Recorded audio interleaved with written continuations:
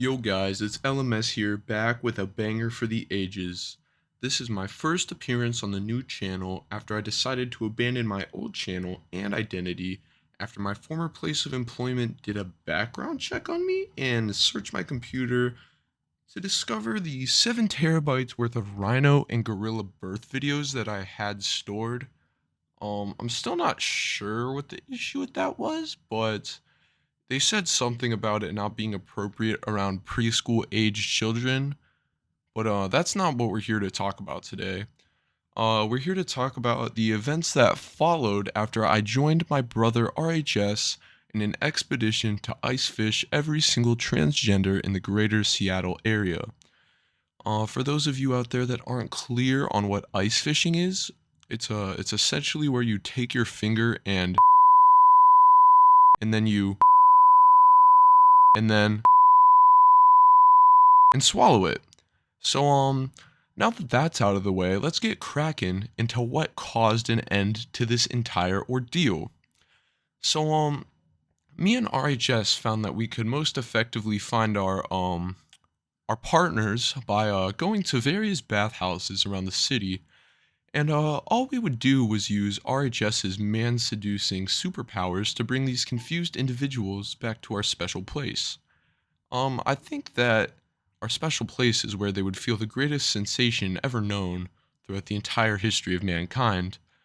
And one of these specific instances occurred when we met a reptilian identifying specimen who looks sort of like the child of post drug abuse Demi Lovato and heroin Keith. And for the purpose of the story, we're going to refer to this specimen as CJMJ with the pronouns he, him. So, after RHS seduced CJMJ at one of the best bathhouses in the region, we brought him back to our dungeon. Special place in which we were planning to ice fish him.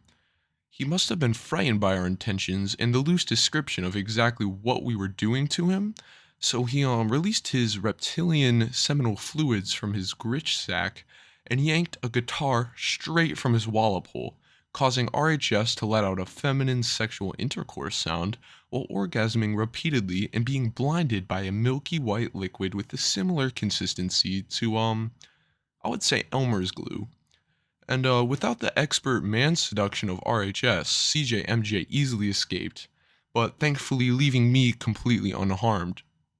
We knew that this wasn't the last of the wrath that CJMJ would bring upon us, and we were completely correct.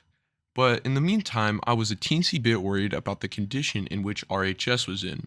He continued to orgasm for the next 17 hours on end, which leached all of RHS's reproductive organs from his interior glands, causing him permanent infertility unless with a cat, specifically cats named Jill Valentine.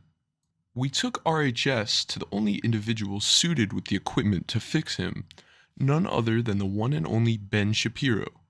The only issue with this was that RHS is a homosexual, meaning that he had to conceal his sexuality while working with this truly magical doctor. Ben Shapiro knew that the only solution to this issue was to bathe RHS in a tub of mayonnaise for a minimum of 72 hours, completely submerged with a breathing tube that led to the surface of the mayonnaise. As we speak, RHS has been submerged for roughly 6.5 hours, and CJMJ is still on the loose. If everyone in the comments could please wish RHS a speedy, sexy recovery, he would greatly appreciate it. And I will immediately update all of you loyal subscribers after we capture CJMJ once and for all. Bye bye!